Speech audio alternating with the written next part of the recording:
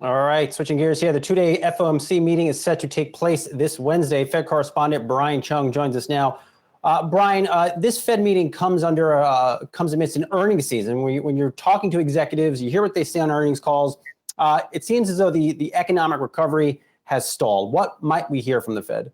Well, Brian, as you mentioned, the Federal Reserve will wrap up its FOMC meeting this Wednesday. We'll get a new policy announcement from the central bank saying whether or not they'll be continuing their unprecedented level of accommodative support to the economy. Now, what's been interesting is that since their last meeting, that was on June 10th, a lot has happened. In fact, most of the surge in U.S. coronavirus cases have been since that point in time, as we've seen in portions of the South. But we've also seen a number of, as you mentioned, economic data from a company standpoint through these earnings. We've already seen how the big banks have been affected in the last week or so because of the unprecedented amount of reserves that they've had to increase. But then also on the corporate side, the margins being crushed in a number of other industries. But the interesting thing is that despite all of those data points, the expectation is for the Federal Reserve to pretty much do nothing in this next meeting. Keep in mind, rates are already near zero. And as the one UBS economics team put it in a note last week, they expect, quote, probably nothing in this meeting. The Federal Reserve might not do that much more. Keep in mind, the central bank has said it will not go into the negative rates. So the only thing that it can really do from here is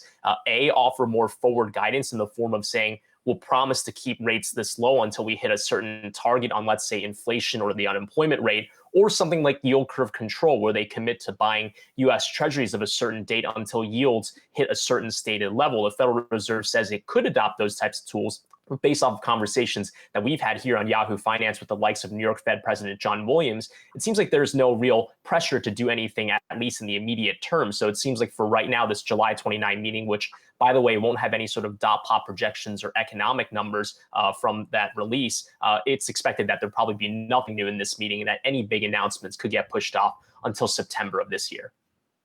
You mentioned, Brian, yield. I know they're expected to debate the idea of using yield curve control to sort of reinforce their forward guidance. You don't think that's going to happen?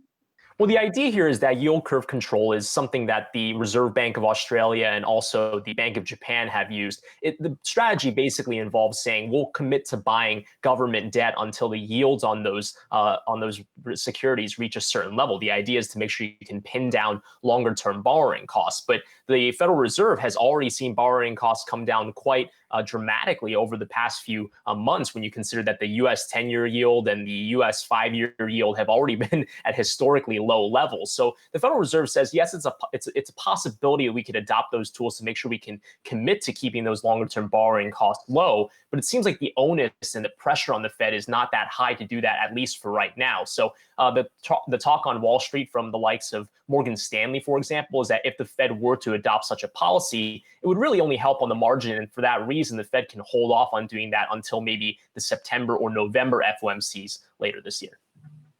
Brian, you talked to a lot of people on the street, and the sense is the virtual Jackson Hole meeting could be pretty significant this year.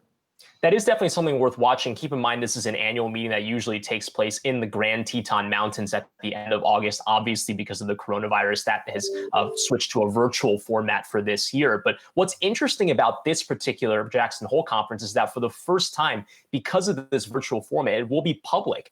In fact, everyone will be able to dial into it as opposed to only those people on the ground in the Grand Teton Mountains.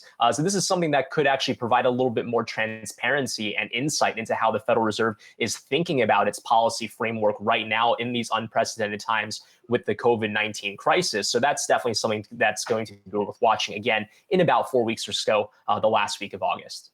Well, I know, Brian, you'll have 100 questions prepared to pepper Fed officials like always. Brian Cheung, thanks so much.